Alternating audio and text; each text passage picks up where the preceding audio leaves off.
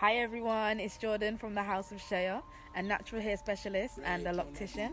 I'm here to share with you some tips throughout lockdown, so stay tuned. Hey, this is Shayaa here and welcome to the House of Shayaa. Make sure that you exercise every so often. So I would say at least twice a week if you can. So that could mean going for a walk for like half an hour, going for a run, dancing, Pilates, yoga. That helps you flexibility.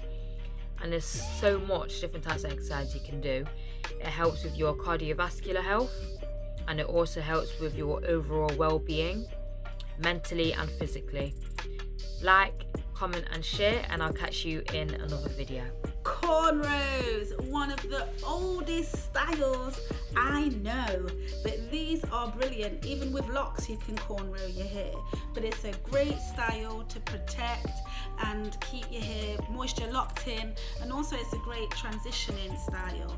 You can have your simple cornrows going straight back where the cornrow sits on top of the hair, or you could have the old school braid where it's braided inwards and it sits a lot flatter.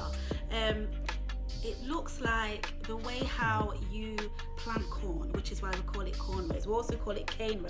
I mainly call it cane row, put it that way, but cane row is brilliant for transitioning, for giving your hair a break, for hiding your hair under your locks, for hiding your hair under your wigs if you've got wigs. For children, you can get creative out many different patterns and styles.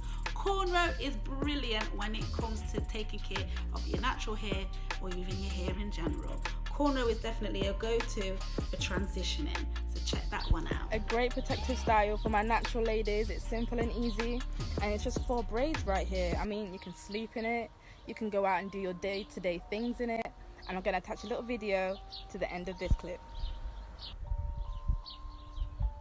Braid on that beat, going crazy.